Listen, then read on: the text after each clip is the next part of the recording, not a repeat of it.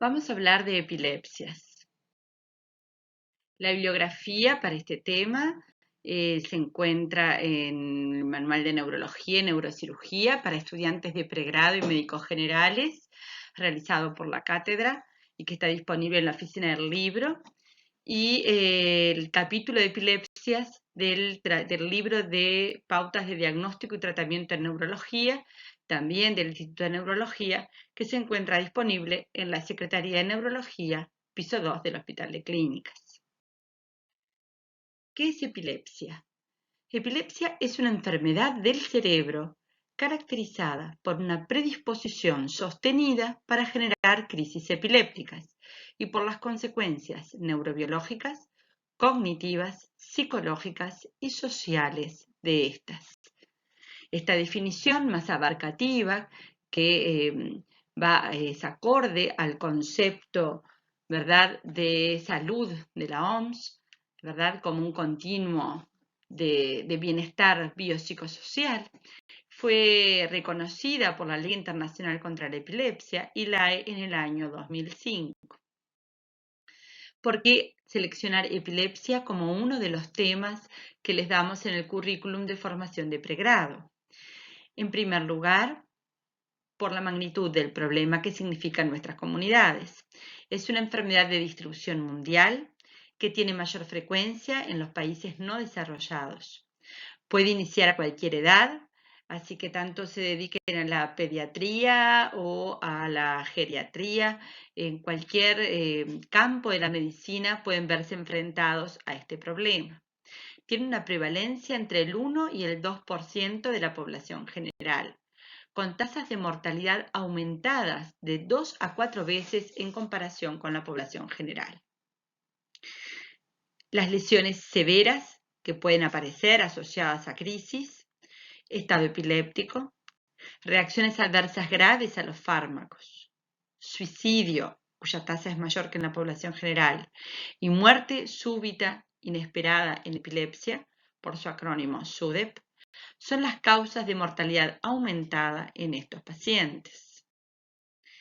Muerte súbita inesperada en epilepsia es una entidad reconocida hace relativamente poco bajo este nombre. Sus tasas de incidencia se estiman de 1 a 1000 personas con epilepsia por año y se han identificado, si bien en forma aún controvertida en algunos casos, como factores de riesgo de muerte súbita en epilepsia, el sexo masculino, con un riesgo discretamente aumentado, así como un inicio de la epilepsia antes de los 16 años o una duración de la epilepsia mayor a 15 años.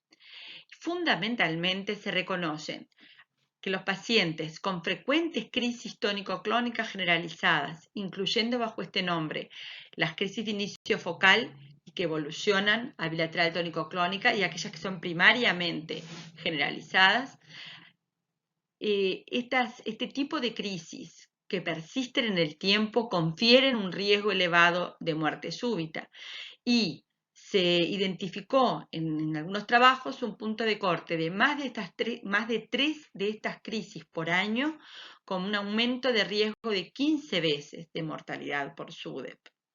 Las crisis que son predominantemente nocturnas también se asocian a mayor mortalidad. Y por otra parte es discutido el rol independiente de la farmacoresistencia y del número de fármacos antiepilépticos como factor de riesgo. Por otra parte, es una enfermedad que tiene un elevado impacto social y en la calidad de vida de los pacientes. Esto está relacionado con el estigma que está asociado a la epilepsia, los mitos, prejuicios, la baja autoestima, depresión y ansiedad que ello genera en los pacientes, el impacto que tiene en la escolarización y proyección profesional, el impacto en la proyección de su vida familiar.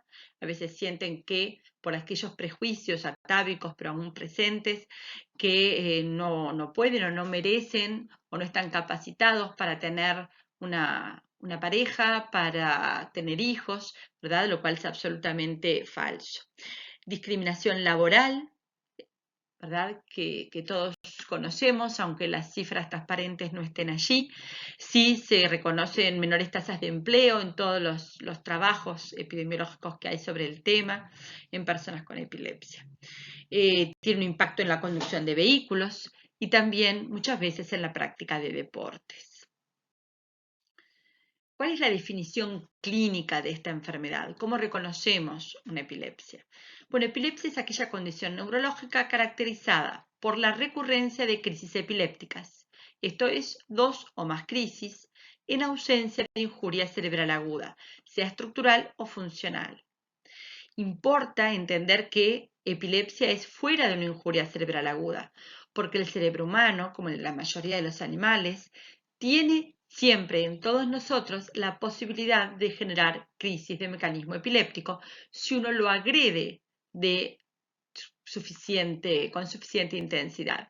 Y esta agresión puede ser estructural, por ejemplo, un traumatismo encefalocraniano, por ejemplo, un ACV, por ejemplo, una neuroinfección, o puede ser funcional, como podría ser el caso de un disturbio metabólico importante. La definición de epilepsia requiere, entonces, no solo que estas crisis aparezcan fuera de una injuria encefálica aguda, sino que se repitan en el tiempo, o que, habiendo una única crisis epiléptica, podamos demostrar que esa persona tiene una probabilidad mayor al 60% a reiterarla. Esta nueva opción se agregó en la definición de la Liga Internacional contra la Epilepsia del 2014, ya que existen una serie de circunstancias en las cuales uno ya sabe que el paciente tiene alta chance de volver a tener crisis y por lo tanto frente al primer evento estamos ya con el debut de la epilepsia. Y esto es, por ejemplo, cuando son personas que tienen una injuria previa, estructural, encefálica, que se asocia con epilepsia. Por ejemplo, en un paciente con un trauma de cráneo grave, con una secuela parenquimatosa conocida, ¿verdad? En un paciente con ACV, etc. La clave desde el punto de vista diagnóstico, entonces, reside en identificar crisis epilépticas, ¿verdad? Ya que es su presencia y o su repetición la que nos va a llevar al diagnóstico. Entonces, ¿qué son las crisis epilépticas? Las crisis epilépticas se pueden definir como elementos clínicos, transitorios, de aparición brusca, que están determinados por una depolarización neuronal paroxística, excesiva o hipersincrónica. La definición es, por lo tanto, clínico-electroencefalográfica. Tiene que haber un fenómeno clínico, ¿verdad? Nadie tiene epilepsia si está asintomático. Pero este fenómeno clínico se debe correlacionar con una fisiopatología que es la depolarización neuronal paroxística excesiva o hipersincrónica, para demostrar la cual tenemos como un indicador, como vamos a ver más adelante en esta charla, como un indicador clínico, el electroencefalograma. Entonces, necesitamos que estas manifestaciones neurológicas tengan un inicio brusco, sean muy breves, y esto quiere decir segundos en general, 1 minuto, 2 minutos, ¿verdad? Pero son breves en la amplísima mayoría de los casos de duración. Van a ser estereotipadas. Esto quiere decir que en un paciente determinado, sus crisis van a ser siempre iguales. Puede tener más de un tipo de crisis, pero no todas las crisis que existen en los catálogos médicos, ¿verdad? En función del tipo de epilepsia, de la localización, de su foco epileptógeno, cada persona, o de su red epileptógena, cada persona va a tener 1, 2, 3 tipos de crisis epilépticas que se van a manifestar en forma más o menos homogénea en su evolución, ¿verdad? Y a su vez, lo que ayuda es conocer los tipos de crisis epilépticas que están descritos, ¿verdad? Tenemos que leer, tenemos que ver videos, prestar atención y conocer cuáles son los tipos de crisis que se reconocen, porque lo más probable es que lo que nos cuente un paciente lo podamos analogar a algún tipo de crisis ya descrito, colaborando con él. Y en este ordenamiento de todos los tipos de crisis que pueden haber, es decir, todos los tipos de manifestaciones clínicas que pueden salir de nuestro cerebro, por lo tanto tan ricas como nuestro propio funcionamiento cerebral, las clasificaciones tienen un rol para ayudar a ordenar y comunicarnos esta información en forma más breve, ¿verdad? No sustituyen el diagnóstico clínico y la descripción detallada de los eventos, que siempre debe ser constatada fundamentalmente en las primeras consultas, ¿sí? Esta clasificación fue actualizada en el año 2017 y reconoce crisis de inicio focal, crisis de inicio generalizado y crisis que todavía no sabemos si se inician en forma focal o generalizada. Y esto es muy importante porque nos permite evitar una catalogación forzada de algo que aún no sabemos y por lo tanto limitar, ¿verdad?, nuestra valoración diagnóstica posterior del paciente. La definición de si una crisis es focal o generalizada se va a basar en la clínica, en lo que nos cuente el paciente o en lo que veamos, si podemos ver la crisis o un video de la crisis, y se va a basar también en el electroencefalograma. Y además, en esta nueva clasificación se puede reclasificar la crisis cuando tengamos también otros estudios como antecedentes del paciente, estudios de imagen, resonancia, etc. Es decir, podemos reubicar cada crisis una vez que tenemos todo el panorama diagnóstico del paciente. Las crisis de inicio focal van a ser aquellas que inician en una zona más restringida del cerebro y van a poder tener un trastorno de conciencia o no, ¿verdad? Trastorno de la reactividad del paciente, o el paciente está consciente de todo lo que ocurre en todo momento y lo puede contar con detalle. A su vez, estas crisis focales podrán tener un inicio motor que podrá ser de automatismos, cuando alguien sigue haciendo en forma automática una actividad, comer, caminar, escribir, manipular algo. Atónicas, cuando se pierde bruscamente el tono muscular. Clónicas, cuando hay sacudidas rítmicas, ¿verdad?, de una parte del cuerpo. Espasmos epilépticos, que son mucho más bruscos en su inicio y con un fin más gradual. Podrán ser hiperkinéticas y hipermotoras, con movimientos muy amplios y desordenados del cuerpo, como correr, hacer como una bicicleta, o movimiento muy amplio de los brazos. Mioclónicas, ¿verdad?, cuando lo que aparecen son mioclonias, que son movimientos muy bruscos, breves, arrítmicos, irregulares, que pueden ser generalizados o bilaterales o focales. Y crisis tónicas, que es cuando hay una rigidez muy intensa de una parte del cuerpo, o bilateral. Estos son los tipos de fenómenos motores que se van a ver en las crisis. También vamos a tener crisis focales, que su inicio o su manifestación más importante no es motora y va a depender, por lo tanto, su clasificación de lo que nos cuenta el paciente.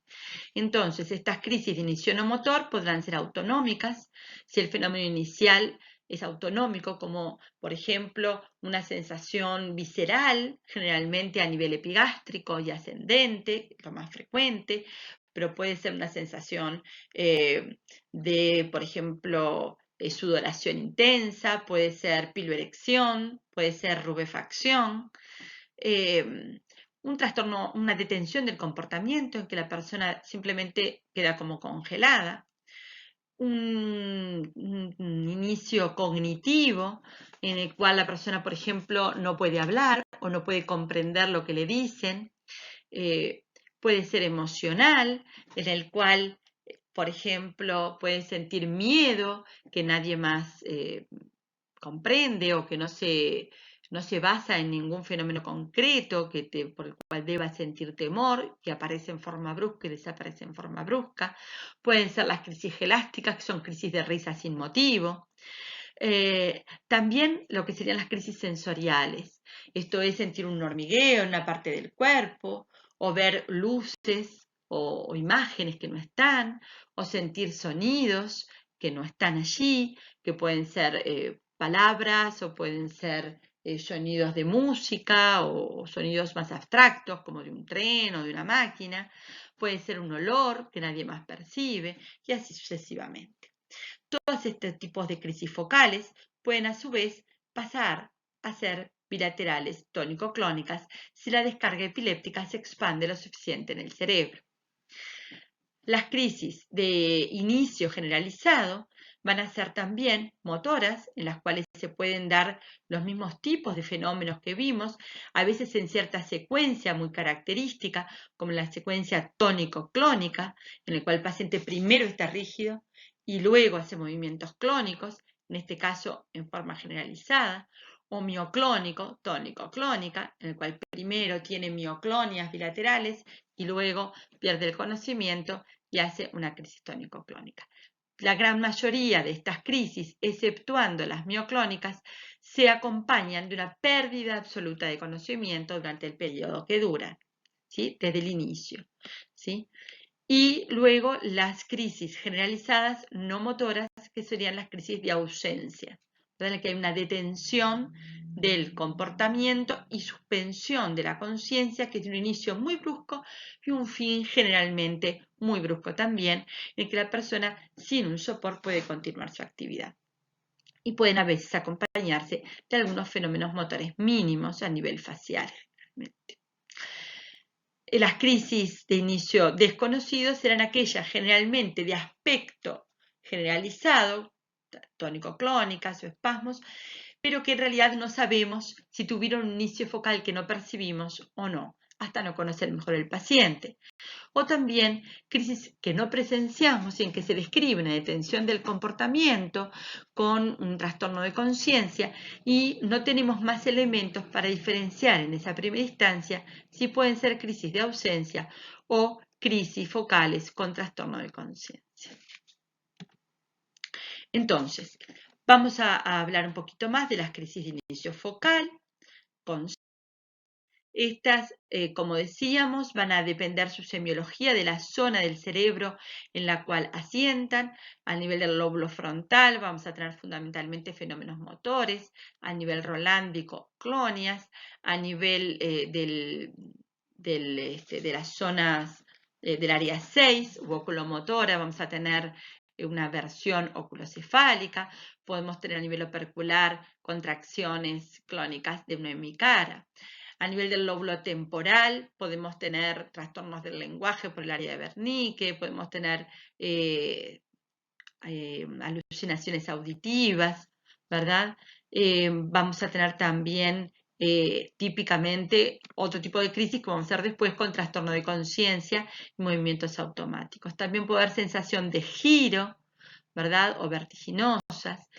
En el lóbulo occipital vamos a tener ilusiones visuales fundamentalmente, que a nivel del área calcarina o el área visual primaria van a ser luces o rayas de colores que se mueven en el campo visual, en tanto que en las zonas de asociación ya van a ser igual imágenes más complejas y a veces acompañadas de sonidos, ¿sí? En el lóbulo parietal se pueden ver crisis de diferente tipo, pero las más características van a ser con un hormigueo en un hemicuerpo, aunque también puede haber otras más complejas en las cuales puede haber una sensación de despersonalización, de que la persona se observa desde afuera, puede haber incluso una atonía focal. Esto es un ejemplo, una mujer de 35 años con una historia de crisis febriles en la infancia.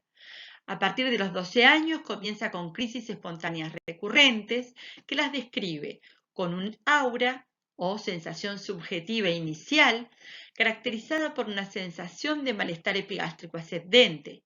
Esta es seguida de un cambio del comportamiento y movimientos orales de chupeteo y movimientos de las manos en los que arregla la ropa o manipula objetos próximos sin un claro objetivo. Luego hay amnesia parcial del episodio. Entonces, en esta paciente, ¿cómo clasificaríamos ese tipo de crisis? Diríamos en primer lugar que es una crisis de inicio focal. La paciente, hay un periodo en el cual no reconoce lo que ocurre, quiere decir que hay un trastorno de conciencia y luego no lo recuerda, ¿verdad? No importa que sea inicial o no, importa que está presente en esta clasificación, entonces va a ser una crisis focal con trastorno de conciencia. Cuando queremos hablar del inicio, la clasificación lo que nos dice es que tenemos que marcar aquello que es más prominente, más importante, más notorio. Entonces tenemos dos opciones. Decir que es una crisis de inicio motor con automatismos, porque la manipulación de objetos va a ser lo más evidente para el observador, O podríamos decir que en realidad lo más importante es el inicio autonómico, porque es lo primero que ocurre y aquello que nos va a poder orientar a la zona donde inician las crisis a nivel cerebral. Ninguna de estas dos posibilidades es incorrecta y esta es una de las limitaciones de la clasificación, por lo cual si bien es importante manejarla, desde el punto de vista de la asistencia del paciente individual, va a ser mucho más útil dejar constatada la completa secuencia de los eventos clínicos que recabamos en la anamnesis, como lo vimos en la diapositiva anterior. Este es un hombre de 24 años de edad, sin antecedentes personales a destacar. A los 17 años presenta su primera convulsión. No reitera este tipo de crisis bajo tratamiento, pero agrega episodios durante el sueño, muy frecuentes, de los que no es consciente, pero que son descritos por un familiar como un despertar brusco, con gritos y movimientos amplios de ambos brazos y piernas, a veces incluso saltando en la cama. Dura alrededor de 1 minuto y se vuelve a dormir. Este tipo de episodios, originalmente o clásicamente generando muchas dudas respecto a su naturaleza y frecuentemente llevando al diagnóstico de crisis psicógenas no epilépticas, se reconoce actualmente como un tipo de crisis epilépticas típicas. ¿Y qué tipo de crisis sería? Pues bien, es un tipo de crisis focal con trastorno de conciencia, motora hiperkinética. Y podemos darle este valor porque ya se ha estudiado, ¿verdad? Y existe en la literatura evidencia de que este tipo de crisis semiológicamente se corresponde a la crisis con un inicio focal. Yo no necesito volver a registrar cada uno de los pacientes para decir que esa crisis tiene un inicio focal, porque eso ya ha sido demostrado. Y ahí es de donde el conocimiento de los tipos de crisis descritos me ayuda a clasificar mejor y a conocer mejor, ¿verdad?, la base fisiológica de la crisis de mi paciente. En cuanto a las crisis generalizadas de inicio, como concepto, en estas existe una depolarización neuronal paroxística, que es difusa, bilateral, simétrica y sincrónica en el electroencefalograma, difusa en el córtex cerebral. Hasta la nueva clasificación del 2017 se consideraba que el término incluía las crisis primariamente generalizadas, esto es, desde su inicio, y aquellas secundariamente generalizadas, por difusión de la descarga tras un inicio focal o entonces también llamado parcial. Actualmente se reserva para las crisis con clínica y electroencefalograma compatibles con crisis generalizadas de inicio.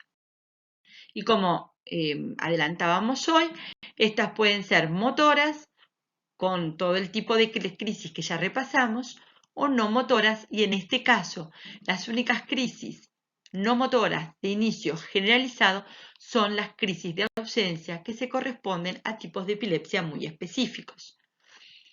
Finalmente, tendremos las crisis de inicio desconocido con fenomenología motora o no motora y en las que en realidad son un cajón desastre en el cual ubicamos a un paciente hasta tener más datos y poder luego alocarlo a una de las otras categorías. Dada la característica virtual de esta clase, no puedo subir ¿verdad?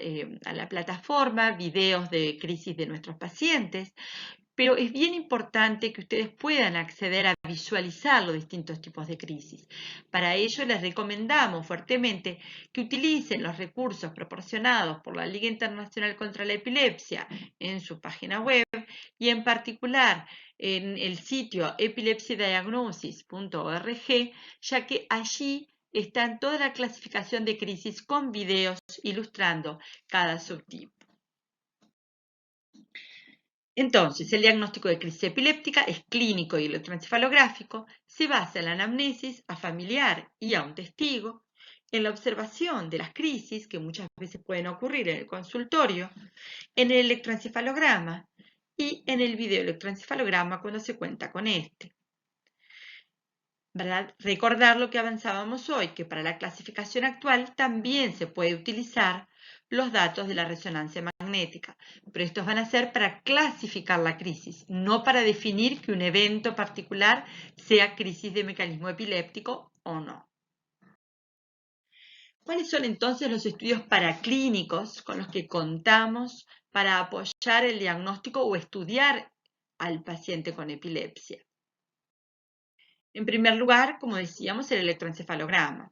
Este es el registro de la actividad eléctrica cortical, pero que se realiza desde la superficie, ¿verdad?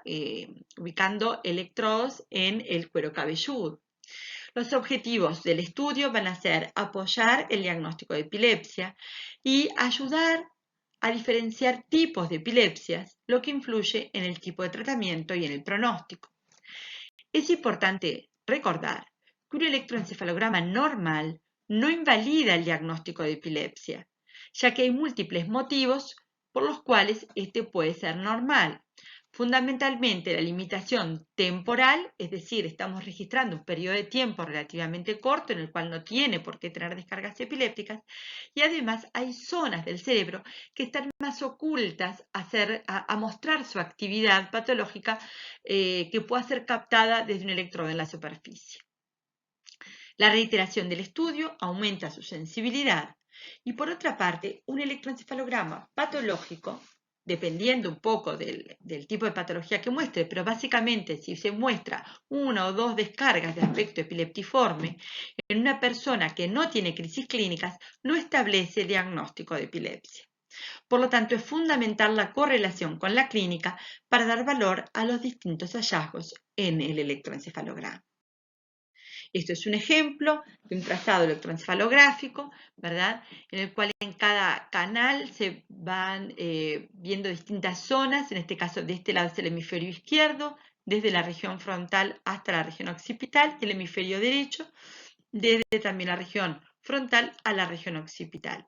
Si ustedes comparan que estos 4 canales debieran ser similares a estos otros 4 canales que están evaluando la misma región, regiones homólogas, pero de cada hemisferio, para observar que aquí pasa algo bien diferente, con ondas mucho más lentas, ¿verdad? Un enlentecimiento regional y con esta actividad muy prominente que es una punta, ¿verdad? De aspecto epileptiforme, ¿verdad?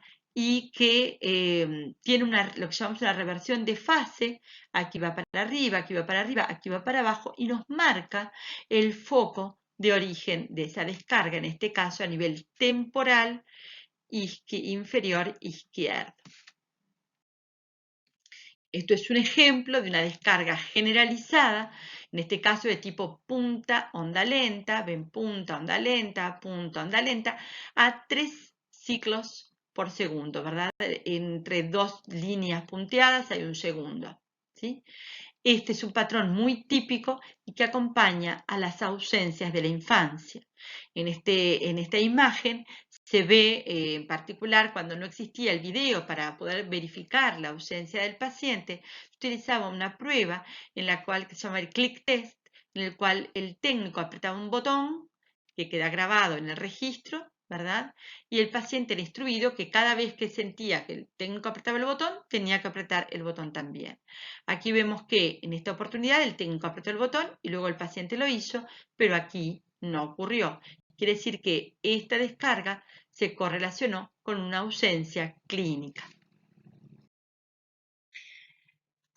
¿Qué otros tipos de estudios son fundamentales en pacientes con epilepsia? Así como el electroencefalograma colabora a diagnosticar la epilepsia y el tipo de epilepsia, la neuroimagen nos va a servir para aportar en el diagnóstico etiológico, es decir, cuál es la causa de la epilepsia.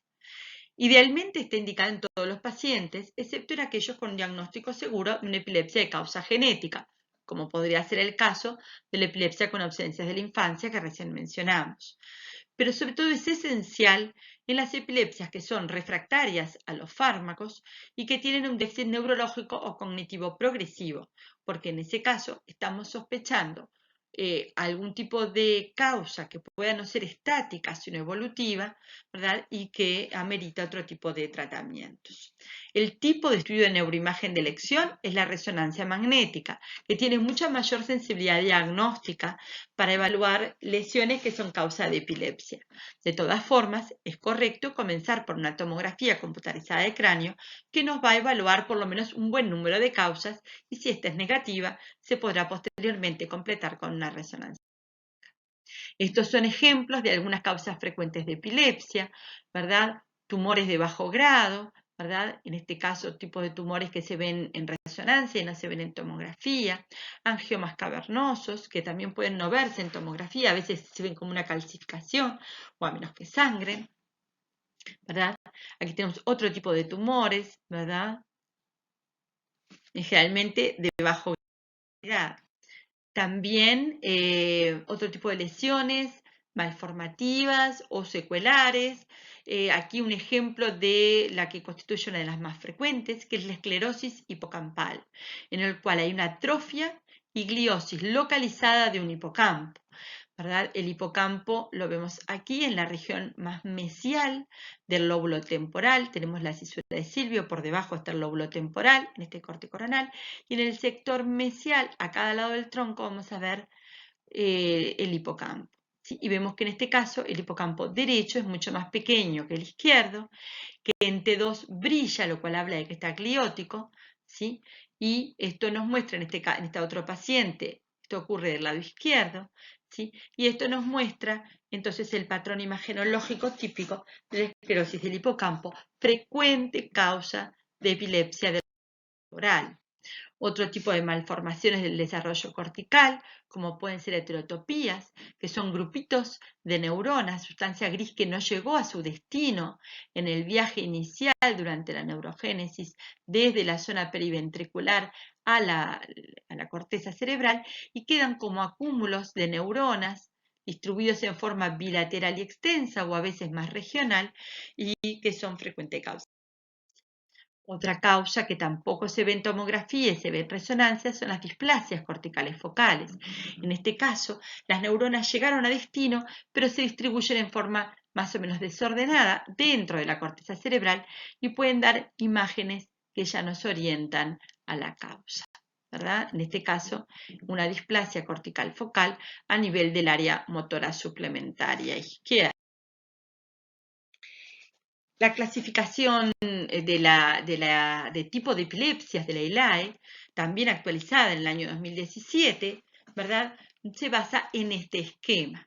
Primero, debemos clasificar las crisis. En función del tipo de crisis, vamos a proponer el tipo de epilepsia. Luego, vamos a agregar la etiología para definir finalmente y en algunos casos los síndromes epilépticos. ¿Qué son los síndromes epilépticos?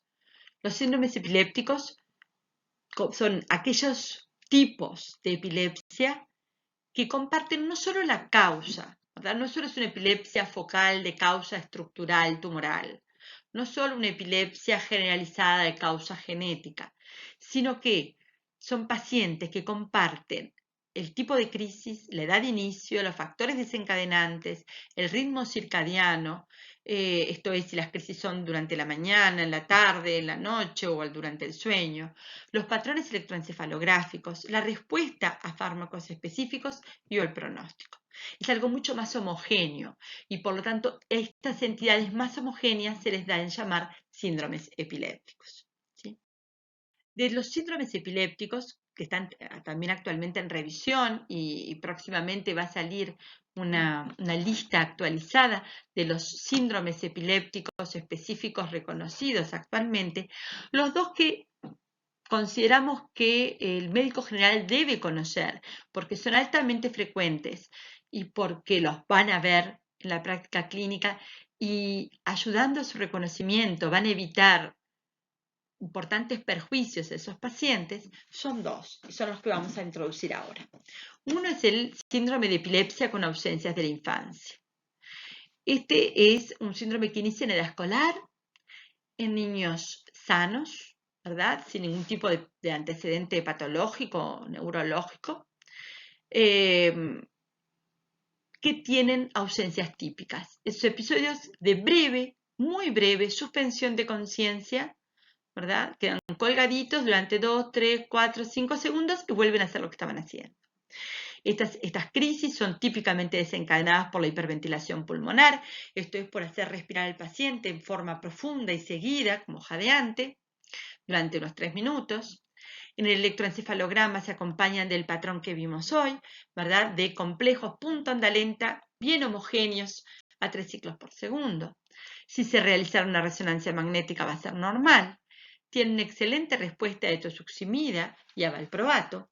Pueden asociar crisis tónico-clónicas generalizadas, ¿sí? En general poco frecuentes y que rápidamente mejoran con el tratamiento, con el valproato. Puede haber antecedentes familiares de epilepsia. Puede haber antecedentes personales de convulsiones febriles, pero en general fueron pocas, simples, no prolongadas, ¿sí? Y el pronóstico es a la remisión en la adolescencia, aunque hay un porcentaje que no llega a curarse, sino que evoluciona a una epilepsia del adolescente, como es la epilepsia mioclónica juvenil. Y este es el síndrome que ustedes deben reconocer. La epilepsia mioclónica juvenil, como su nombre lo dice, inicia en la adolescencia. Se caracteriza por crisis mioclónicas bilaterales y conscientes, que se recuerdan que dijimos es el único tipo de crisis generalizada que no tiene trastorno de conciencia. Es generalizada porque en el electroencefalograma las descargas son bilaterales, simétricas y sincrónicas.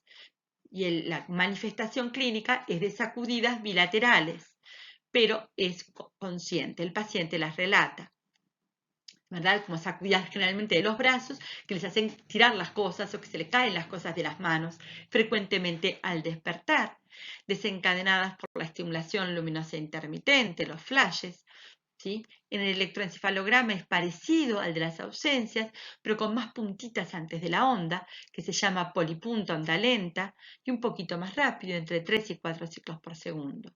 Si se realiza una resonancia magnética estándar también es normal.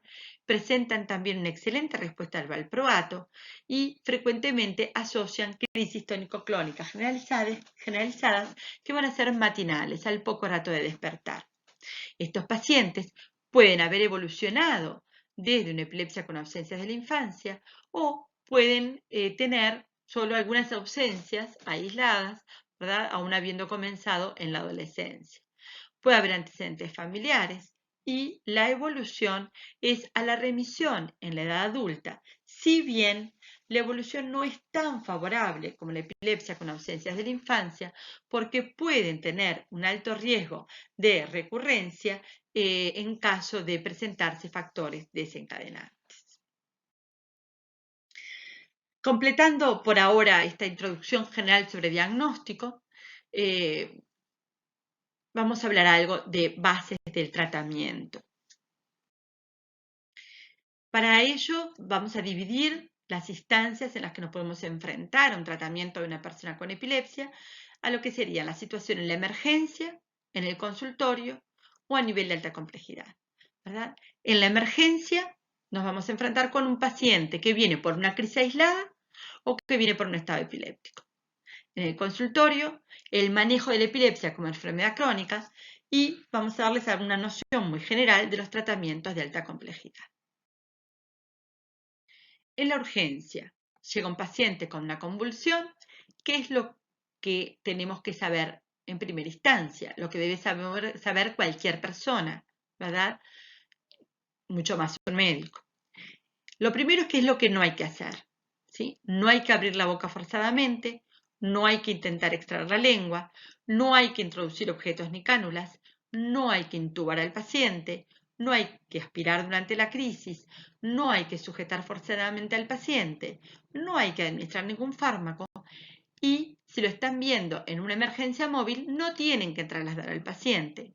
Todo esto si es una crisis tónico-clónica generalizada o convulsión, ¿verdad? En un paciente que ya tiene una epilepsia conocida y es una crisis habitual que dura menos de 2-3 minutos, ¿sí? Y termina sola, como la mayoría de las crisis epilépticas. Hay que dejar que el paciente se recupere. ¿Qué es lo que sí tenemos que hacer y enseñar al familiar a hacer? Es controlar el tiempo, porque la diferencia está en la duración. Por supuesto, proteger al paciente de traumatismos, posicionarlo en decúbito lateral semiprono si es posible, porque a veces la violencia de los movimientos no es posible y en ese caso cuando la crisis cede, ¿sí? Al finalizar la crisis el paciente quedar hipotónico, ahí debemos ponerlo de costado para que en caso de haber un vómito con la relajación del esfínter esofágico inferior, entonces el paciente, si vomita, no se aspire. En la fase de resolución, también cuando está hipotónico, después que ya no está rígido ni sacudiéndose, entonces hay que verificar la permeabilidad de la vía aérea alta. Realizar un manejo continente y no coactivo del periodo confusional, ya que todo lo que sea coacción, sobre todo física, va a generar mayor agitación porque el paciente va a estar confuso y hasta que no se recupere no comprende lo que está ocurriendo. Hay que permitirlo que se recupere en forma gradual. Luego, estamos en la emergencia y tiene un paciente frente a una primera crisis. Ya dijimos que si es una crisis habitual en un paciente con epilepsia, ¿verdad? La conducta cambia radicalmente. Pero si es una primera crisis, entonces lo tenemos que trasladar. No sabemos por qué la hizo. El paciente, si no está en la emergencia sanatorial o hospitalaria, deberá ser trasladado por la emergencia móvil a una emergencia hospitalaria. Y entonces, si esta crisis ocurre en un contexto lesional, y esto es, el paciente en la recuperación de la crisis tiene un déficit focal, o el paciente fue encontrado en la vía pública, ¿verdad? Debemos realizar una tomografía de cráneo urgente, ¿sí? El paciente va a quedar internado de acuerdo al resultado de estos estudios y se va a realizar una carga de medicación antiepiléptica intravenosa, porque el paciente está con una injuria encefálica aguda y no sabemos si es el inicio de una epilepsia, pero sí sabemos que mientras en las primeras horas de esa injuria puede repetir. Entonces vamos a iniciar como profilaxis o prevención una carga intravenosa de medicación que podrá ser fenitoína, valproato o levetiracetam, porque son las que existen en formulación intravenosa. En cambio, si el paciente en la evaluación en la emergencia tiene un trastorno metabólico, ¿verdad? Por ejemplo, una hiponatremia, una hipoglicemia severa, ¿verdad? Una hipocalcemia, ese paciente no va a requerir drogas antiepilépticas, sino que va a tener que tratarse el disturbio que hayamos diagnosticado. Si luego de realizar el estudio de imagen y los exámenes de laboratorio no surge ninguna causa aparente y el paciente se recuperó completamente de su crisis, entonces no es necesario iniciar tratamiento antiepiléptico. Estamos frente a una primera crisis, podrá tener o no un riesgo de recurrencia elevado, pero frecuentemente no vamos a contar con los datos en esa primera instancia.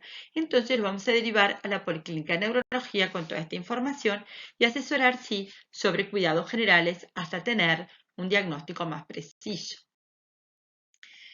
Sí, como decíamos, lo más importante es el tiempo. Si en una convulsión el paciente no llega a la fase de resolución muscular y posterior confusión en 5 minutos, o luego de esta reitera otra crisis sin recuperación de conciencia entre ambas, estamos frente a lo que llamamos un estado epiléptico. Presión respiratoria. Hacemos la benzodiazepina intravenosa en forma lenta y paralelamente, por otra vía, la infusión intravenosa de un fármaco antiepiléptico, porque la benzodiazepina generalmente logra cortar la crisis, pero no logra evitar que ésta vuelva a aparecer. Entonces tenemos que hacer una carga intravenosa de un fármaco antiepiléptico, ¿sí? Esto debe ser resuelto en los primeros 30 minutos, contados desde el inicio de la crisis, es decir, que tenemos 15 minutos o 20 para hacerlo. Si no mejoró, ¿verdad? No se recuperó, vuelve a ser otra crisis, o continúa la crisis por la cual consultó, entonces es un estado epiléptico establecido. Y ahí tenemos la posibilidad de aplicar una segunda droga antiepiléptica, ¿sí? O intravenosa, ¿verdad? O fenobarbital. Si en 60 minutos el paciente no se logró resolver, ¿tá? Y se puede repetir, ¿verdad? La segunda dosis de benzodiazepinas. Si el paciente no se recuperó, entonces ya estamos en un estado epiléptico refractario que va a requerir necesariamente anestesia general, intubación, asistencia ventilatoria mecánica, control en CTI, preferiblemente con un monitoreo electroencefalográfico continuo o frecuente, ¿verdad? Va a ser fundamental tratar el desencadenante de la causa y saber que existen algunos pacientes que una vez llegados a este estadio, luego pueden pasar más de 24 horas sin que se logre, pese al agregado de anestesia general y de otros fármacos en forma complementaria, que no se logre el control, y ahí la mortalidad es muy elevada, se llama estado súper refractario y se pueden utilizar algunos tratamientos de rescate que ya son competencia del especialista. ¿Cuáles son estos fármacos antiepilépticos que mencionábamos? Básicamente van a ser aquellos de los cuales tengamos disposición de formulación intravenosa. No se ha demostrado que ninguno de los fármacos para los cuales hay formulación intravenosa sea mejor que otro en forma genérica. Sí pueden ser mejores o más eficaces en un paciente dado, pero no en forma poblacional. Es decir, que pueden utilizar el que tengan. ¿Sí? Estos van a ser, si es fentoína, una dosis carga intravenosa de 15 a 18 miligramos kilo. Esto en un adulto promedio de 70 kilos sería 1 gramo. Se diluye en 200 centímetros cúbicos de suero fisiológico y se pasa en 20 minutos, seguido de un mantenimiento de 125 miligramos intravenosos cada 8 horas también en un adulto promedio. ¿Sí? Es importante diluirlo en suero fisiológico y pasarlo a una cierta velocidad, que es 50 miligramos minuto. Esto que decimos es el promedio para un adulto estándar, ¿verdad? Ya que si lo diluimos en suero glucosado o si lo pasamos demasiado lento, muy diluido y demasiado lento, precipita y no llega a hacer efecto.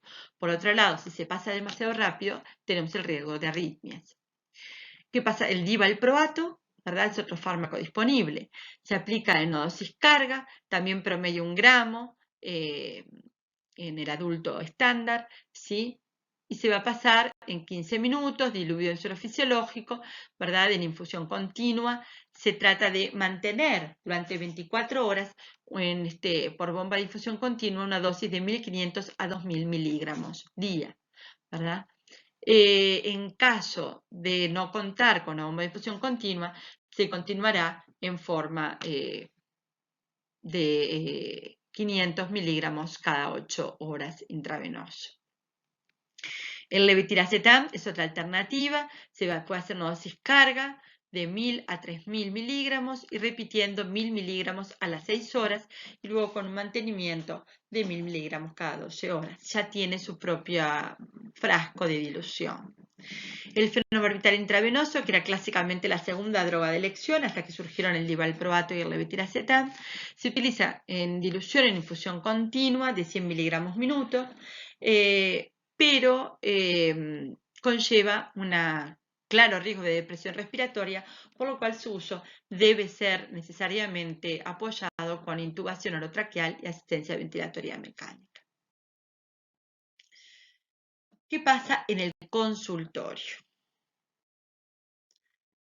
Bien, tenemos un paciente que consulta entonces por una o más crisis epilépticas, al cual no se le ha iniciado tratamiento, y debemos definir, ¿verdad? Una vez que por la anamnesis nos convencimos de que tiene una epilepsia, debemos definir qué fármaco antiepiléptico elegir. Y aquí, como no estamos en una situación de emergencia, tenemos un rango bastante más amplio de fármacos.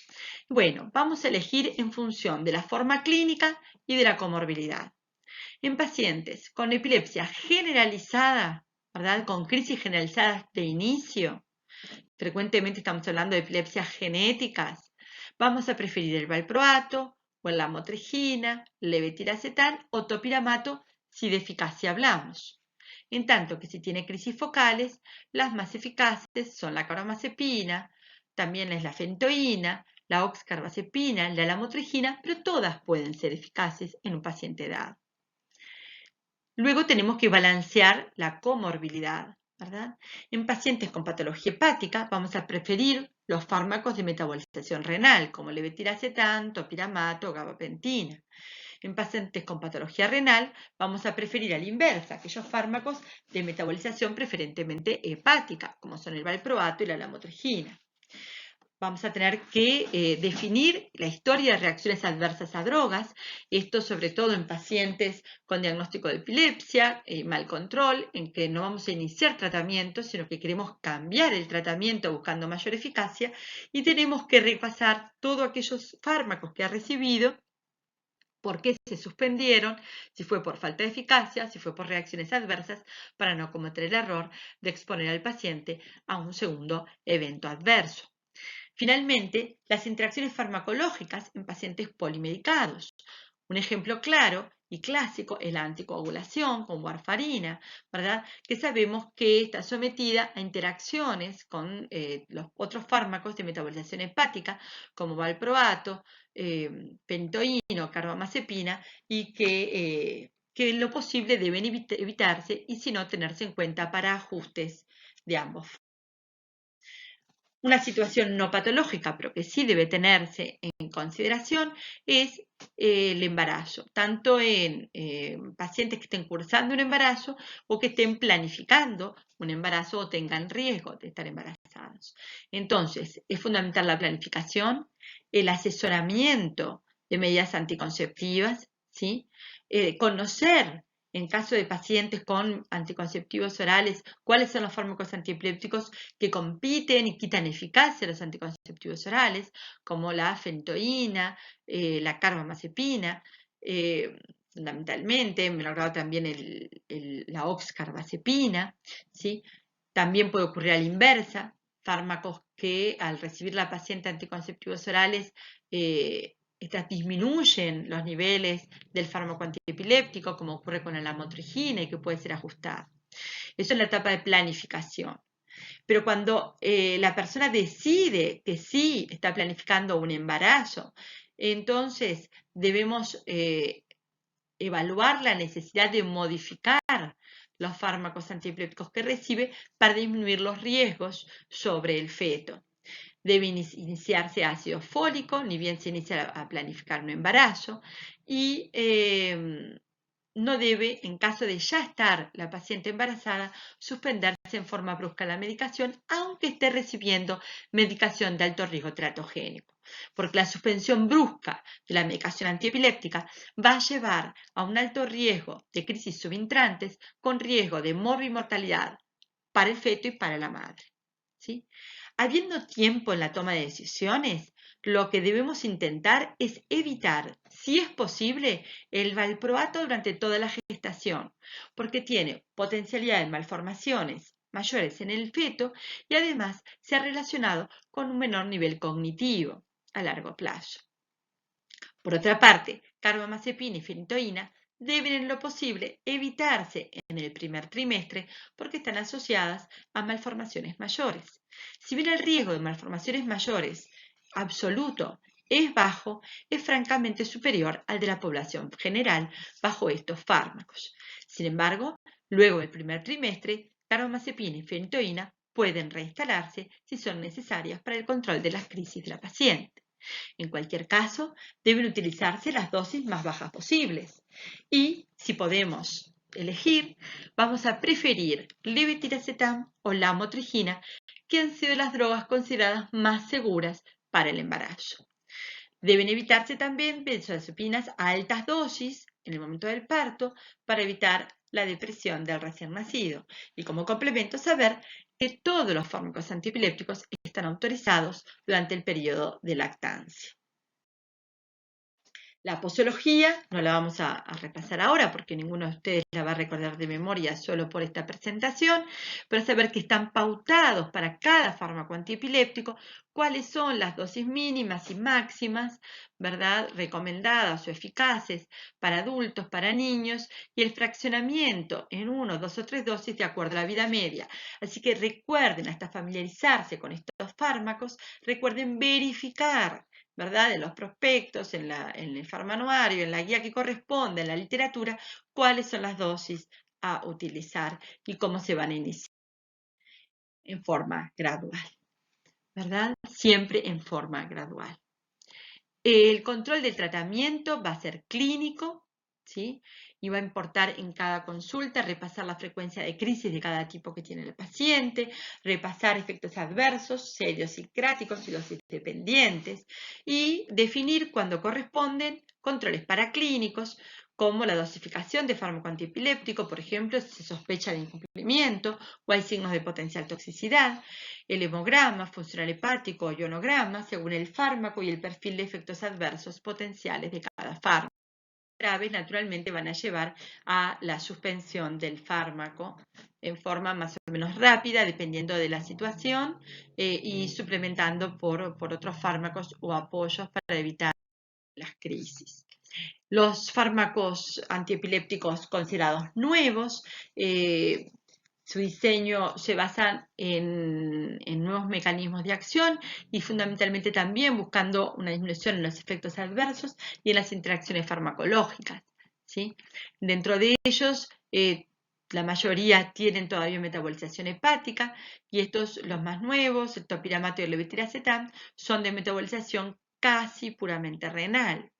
Los efectos adversos son globalmente menores, pero hay algunos efectos adversos que son muy típicos y algunos que pueden ser muy graves. Deprimidona, clonazepam, etsuximida, lo más importante es la sedación, pero saber que los derivados del fenobarbital como primidona también pueden dar Stevens-Johnson. La oxcarbazepina, por ser familiar de la carbamazepina, puede dar también los mismos tipos de efectos adversos, aunque con menor frecuencia. Para la lamotrigina, la cefalea, el insomnio, el rash son más frecuentes, ¿sí? Así como la falla hepática del síndrome de Stevens-Johnson, lo que hace que deban ser instalados en forma muy lenta y gradual. El rash y el Stevens-Johnson, que son los más frecuentes, ¿verdad?, por la motrigina, pueden en ocasiones prevenirse comenzando con dosis muy bajitas de a 25 miligramos día y subiendo en forma muy lenta y gradual la dosis. El topiramato genera pérdida de peso, que en algunos casos puede ser un efecto deseado, en otros no. En algunos pacientes genera anomia, es un trastorno bastante importante para la búsqueda de palabras, para la expresión verbal, disfunción cognitiva y frecuentemente da parestesias que muchas veces mejoran con la disminución de la dosis. Todos estos efectos son transitorios y mejoran con la suspensión. Dentro de los efectos graves está la litiasis renal y el glaucoma agudo de ángulo estrecho, por lo cual debe ser interrogados los cambios en la agudeza visual bajo tratamiento con topiramato. El levetiracetam es uno de los últimos fármacos incorporados en nuestro medio, que en general es muy bien tolerado, pero puede dar psicosis y puede dar suicidio.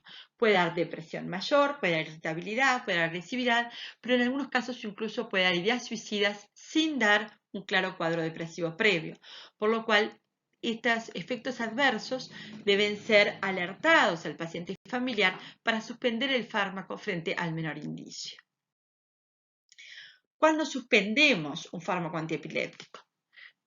Bueno, la indicación de suspensión programada va a estar dada dependiendo del tipo de epilepsia por la probabilidad de recurrencia de la crisis. Esto es, frente a un paciente que pasó un mínimo de 2-3 años sin crisis y pensamos que tiene altas chances de no repetir. Entonces allí lo vamos a discutir con el paciente y podremos decidir en conjunto suspenderlo.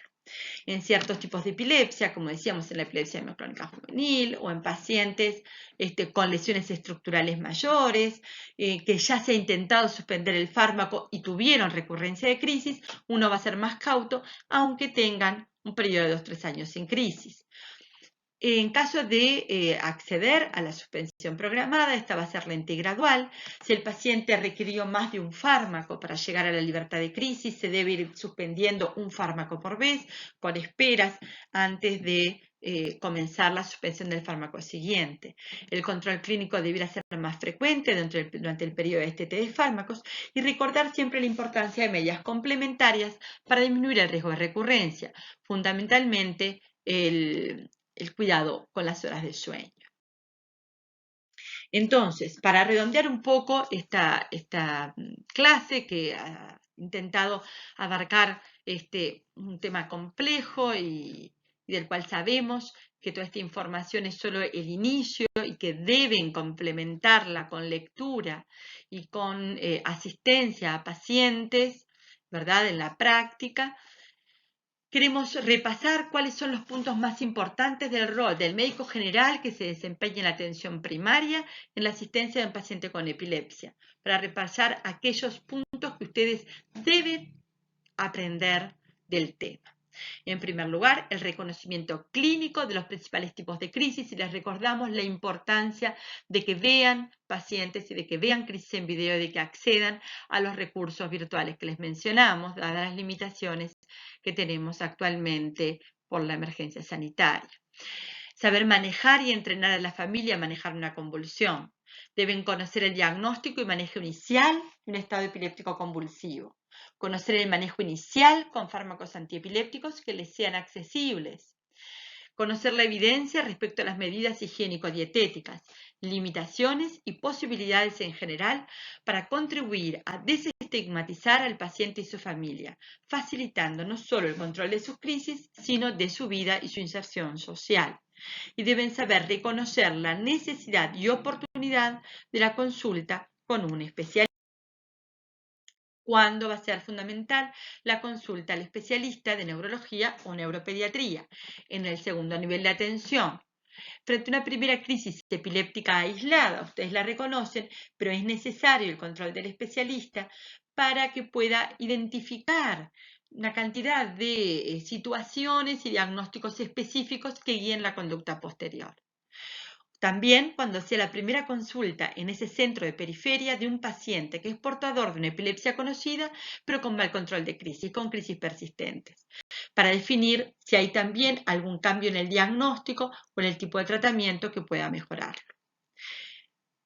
Pacientes con epilepsia conocida en control compartido por especialista y el primer nivel de atención, pero que presentan un signo de alarma y ameritan un control anticipado con el especialista, por ejemplo, cuando hay una reacción adversa, pero que es no grave, crónica, dosis dependiente y en el cual habrá que discutir el ajuste de dosis o el cambio de otro fármaco, un aumento significativo en el número de crisis, un cambio en el tipo de crisis o una paciente con antiepilépticos que está cursando un embarazo. En todos estos casos debe coordinarse una consulta que puede ser ambulatoria y de coordinación, pero a la brevedad.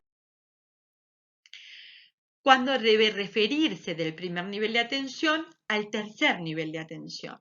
Y aquí tenemos dos posibilidades. Una es la referencia a un servicio de emergencia hospitalario, y eso frente a una crisis sintomática aguda, es decir, se plantea una injuria aguda que hay que tratar, sea estructural o metabólica, frente a un estado epiléptico, hace el tratamiento inicial según lo que tenga a la mano, pero hay que referirlo a la emergencia hospitalaria inmediatamente, o frente a una reacción adversa grave, pero de presentación aguda, vinculada o sospechada en relación a una droga antiepiléptica, como decíamos, una depresión mayor, un rash generalizado, una discrasia identificada en un análisis de laboratorio, etc. Finalmente, la referencia a un centro de epilepsia de alta complejidad, que usualmente se realiza a partir del especialista del segundo nivel de atención, pero que ustedes tienen que poder recomendar al paciente su derivación si lo consideran pertinente o si no hay acceso a un especialista del segundo nivel.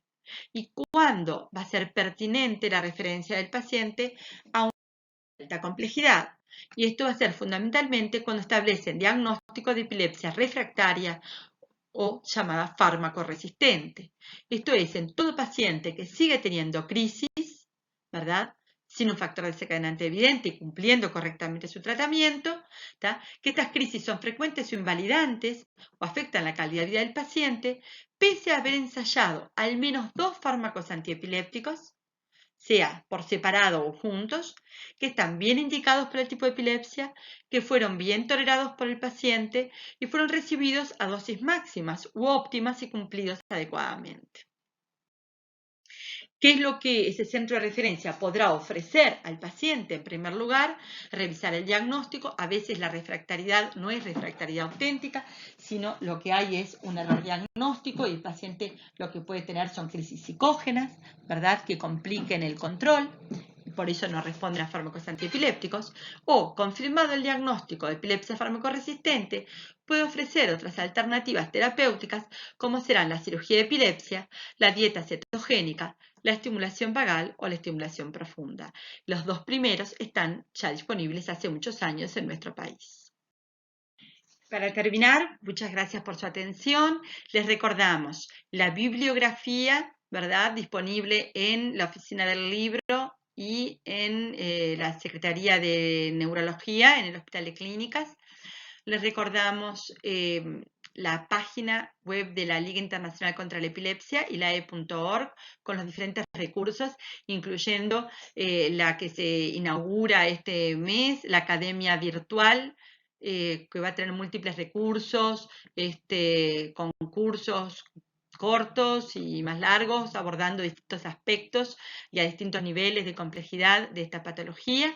Y una vez que se supere la emergencia sanitaria, la posibilidad en grupos pequeños y con coordinación previa, pero la posibilidad de hacer prácticas en la Policlínica de Epilepsia del Hospital de Clínicas.